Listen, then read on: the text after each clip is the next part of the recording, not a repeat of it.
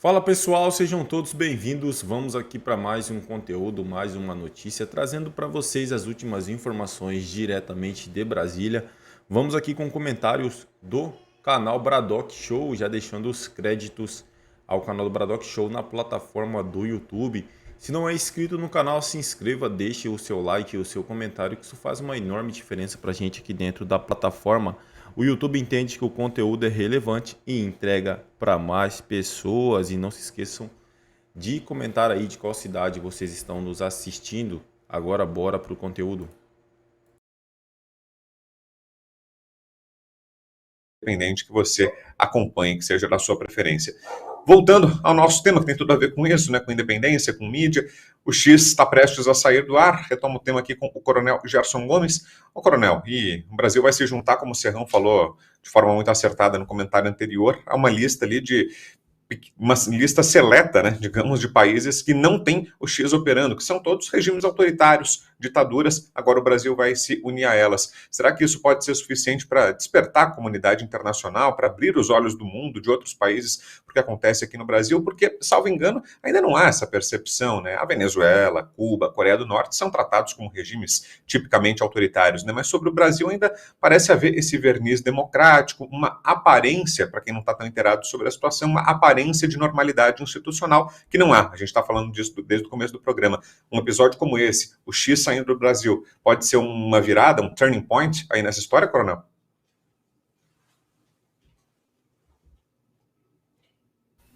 Desculpe, deixa eu ligar o microfone aqui.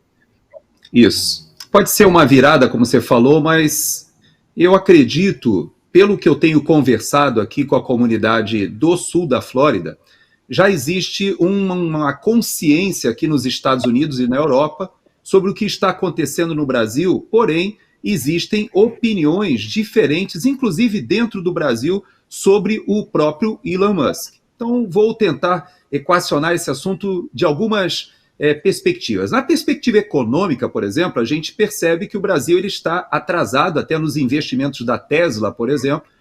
O Chile já tem a comercialização da Tesla, a Argentina já abriu para os investimentos da Tesla, que considera até a entrada de uma fábrica. O Brasil ainda está reticente, atrasado na própria comercialização de uma das grandes marcas do Elon Musk, ou do Elon Musk.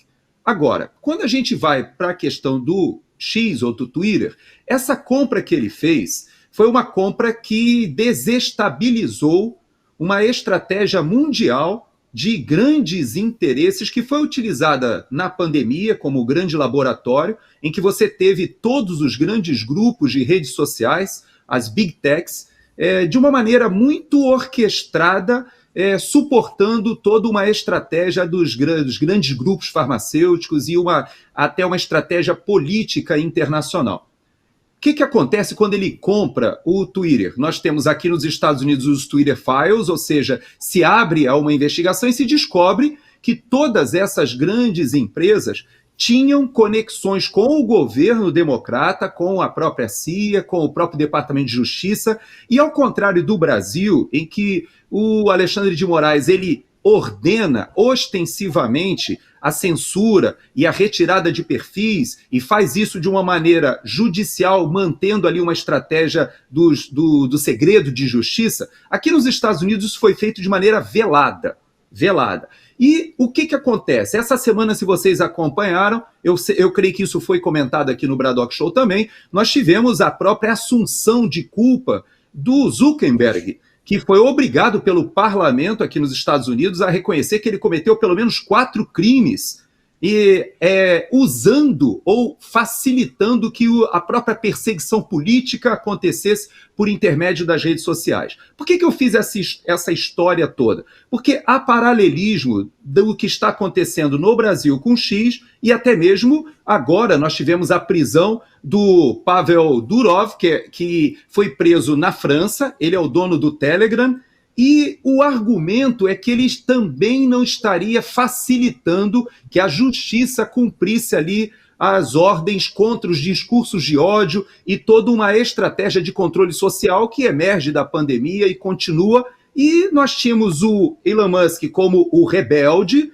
Agora nós temos o Telegram preso ali, o CEO do Telegram sofrendo uma pressão grande para ceder aí esse espaço. Então existe uma briga, viu, Vitor, que ela transcende até essa questão de Alexandre de Moraes e X, porque esse mesmo processo o próprio Elon Musk ele já enfrentou na Austrália, só que ele enfrentou na justiça e venceu. Ele enfrenta também na Europa, e a gente está vendo o Telegram, e enfrentou aqui nos Estados Unidos, mas tem um problema.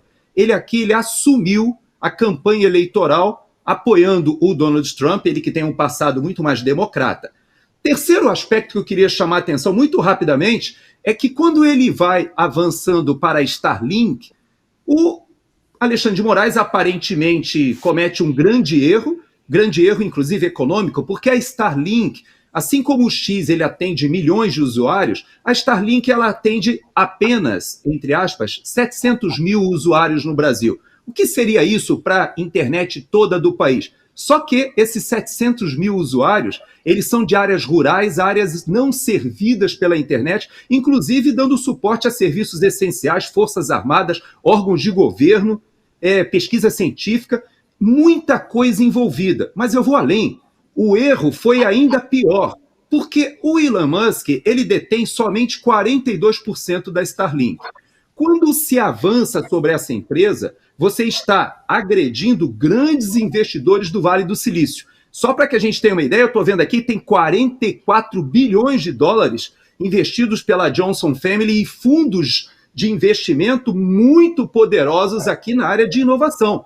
E todos esses fundos e todos esses investidores, de repente, percebem que o Brasil não é um local favorável ou que recebe bem esse tipo de investimento. Então, perde o Brasil, perdem os usuários, os 700 mil usuários, perdem os milhões de usuários do X, é verdade, o próprio Alexandre de Moraes, ninguém sabe como ele detém essa conta @Alexandre, ninguém entende, mas ele usa, os próprios ministros do Supremo usam, e é interessante que os ditadores no mundo também usam, e é impressionante como a própria filosofia da plataforma hoje com Elon Musk é de dar oportunidade a que todos se manifestem, a possibilidade dos próprios usuários fazerem aquela mediação e tendo o poder discricionário de dizer se querem consumir um lado ou outro de informação. Então eu creio que perde o Brasil, perde economicamente o Brasil e também se insere num debate mundial de um lado muito infeliz. Eu sei que o ministro Barroso ele entende que é sim o momento de nós regularmos as redes sociais, ou seja, há um consenso no Supremo Tribunal Federal, há um consenso no próprio Poder Executivo, mas o parlamento ainda resiste, a população ainda resiste a esse eufemismo de regular, que para a gente, no Brasil, é sinônimo de censurar. Fala, Serrão. O coronel Gerson Gomes, sempre brilhante, tocou num ponto crucial. Esse drama da juristocracia, o sistema de poder no mundo globalitário descobriu que a juristocracia, a utilização dos poderes judiciários, é um instrumento para combater os opositores, utilizando a força da lei. Na história do mundo, teve um regime que utilizou muito bem a perversão do direito. Foi o regime do Bigodudo, lá da Alemanha. Todo mundo conhece bem ele. Outro ponto que a gente não pode esquecer dessa história é que ele é muito sério, muito grave.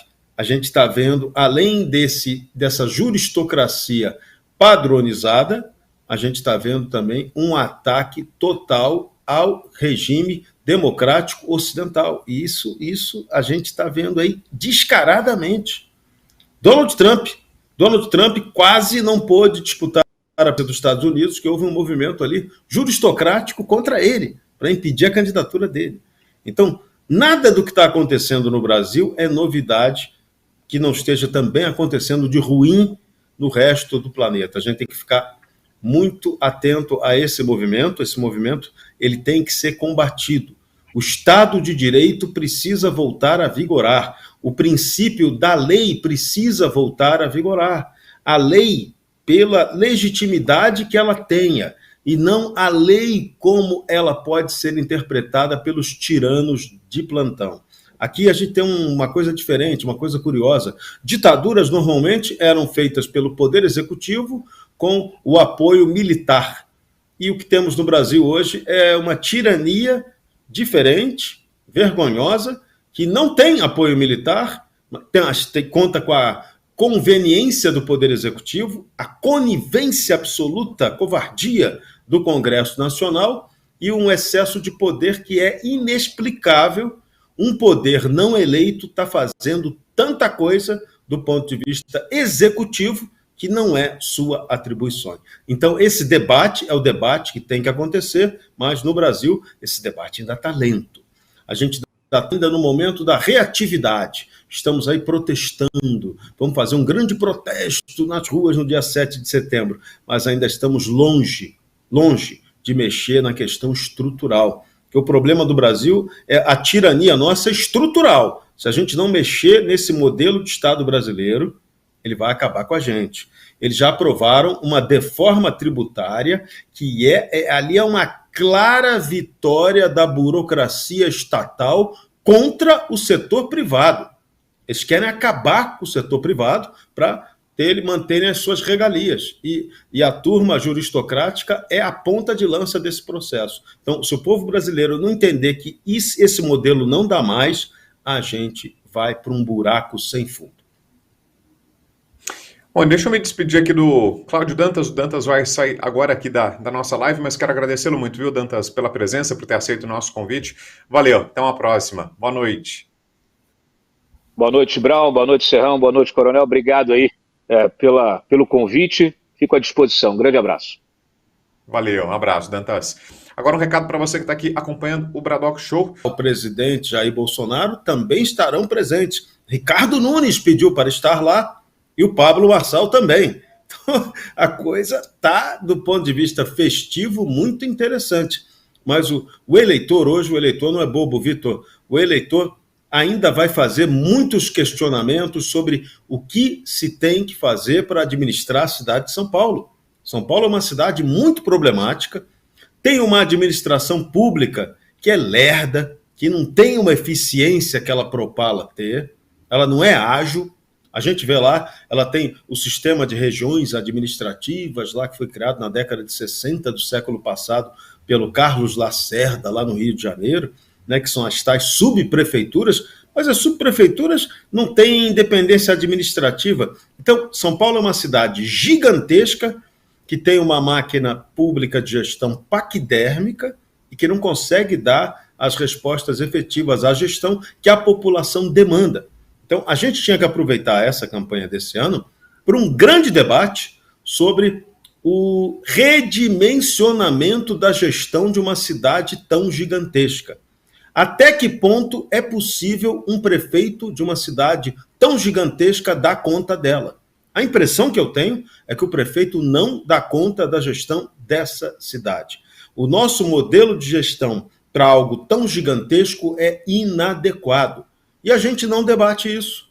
Não está debatendo, a gente não debate a força do poder local. Era o momento agora de se discutir o início de uma campanha para a gente ter o voto distrital no país. E São Paulo é tão gigante que é um lugar por onde poderia se começar esse tipo de processo, para você estudar um novo modelo de representatividade efetiva e que reflita na gestão municipal. Mas a nossa campanha municipal ela está pobre de debate sobre a coisa certa. Por enquanto, ela está restrita ao fulanismo, ao disse-me-disse, ao xingo-outro. E vamos aqui para mais uma notícia. Alexandre é um criminoso da pior espécie, afirma Elon Musk. O comentário foi feito logo depois de o ministro externar uma intimação do STF no Brasil. O empresário Elon Musk, proprietário do X, antigo Twitter, subiu o tom nesta quinta-feira e disparou contra o ministro do Supremo Tribunal Federal, Alexandre de Moraes. Em sua conta na rede social, Musk afirmou que Moraes é um criminoso da pior espécie disfarçado de juiz, abrindo mais um embate em sua série de críticas em oposição total a decisões do magistrado brasileiro. Esse cara, Alexandre, é um criminoso da pior espécie disfarçado de juiz, escreveu o magnata sul-africano. A reação de Musk veio após Moraes ordenar que a empresa nomeie um representante legal no Brasil no prazo de 24 horas, sob a ameaça de suas atividades suspensas em todo o território nacional. A medida do STF anunciada na quarta-feira ocorre em meio a tensões crescentes entre a plataforma e as autoridades do judiciário, especialmente após a demissão da equipe do X no Brasil, incluindo seus representantes legais. A intimação do ministro Alexandre de Moraes do Supremo Tribunal Federal exigindo que o X nomeasse um representante legal no Brasil em 24 horas sob risco de suspensão do serviço no país gerou repercussão internacional. Veículos de imprensa dos Estados Unidos como The Washington Post, The New York Times e Wall Street Journal relataram o ocorrido, destacando o embate em curso entre o bilionário Elon Musk e o proprietário do X e o ministro Moraes. É isso aí, pessoal. Agradeço a vocês pela companhia. Se não é inscrito no canal, se inscreva, deixe o seu like e o seu comentário, que isso faz uma enorme diferença. Desde já agradeço. Valeu.